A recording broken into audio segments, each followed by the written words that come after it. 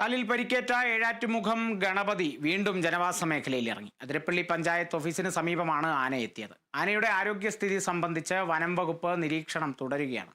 അതിനിടെ ആനത്താരയിലെ ചില്ലുകുപ്പികളും മാലിന്യങ്ങളും നീക്കം ചെയ്യാൻ വനം വകുപ്പ് സ്പെഷ്യൽ ഡ്രൈവ് നടത്തി. അതിരപ്പള്ളി പഞ്ചായത്തിന് സമീപം ജനവാസ മേഖലയിലായിരുന്നു രാവിലെ മുതൽ ഏഴാറ്റുമുഖം ഗണപതി.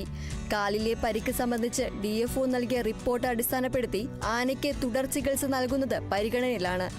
ആനയ്ക്ക് പ്രകടമായ ശാരീരിക അവശതകൾ ഇല്ലെങ്കിലും കാലിലെ മുറിവ് ഉണങ്ങാൻ പ്രയാസമെന്നാണ് കണ്ടെത്തൽ.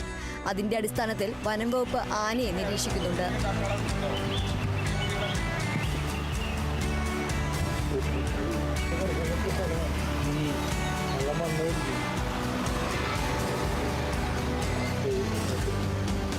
വന്യമൃഗങ്ങൾ ഇറങ്ങുന്ന മേഖലയിൽ ടൂറിസ്റ്റുകൾ ചില്ലുകുപ്പിയും മറ്റു മാലിന്യങ്ങളും ഉപേക്ഷിക്കുന്നത് ആനകൾക്കുൾപ്പെടെ പരിക്കേൽക്കാൻ ഇടയാക്കുന്നുണ്ട്.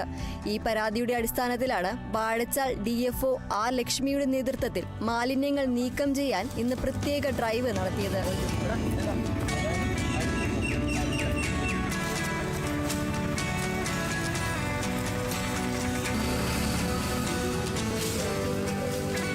അതിരപ്പള്ളി കൊന്നക്കുഴി ഫോറസ്റ്റ് സ്റ്റേഷനുകളിലെ ആനത്താരയിലെ ഉൾപ്പെടെ മാലിന്യങ്ങളാണ് സ്പെഷ്യൽ ഡ്രൈവിലൂടെ നീക്കം ചെയ്തത്.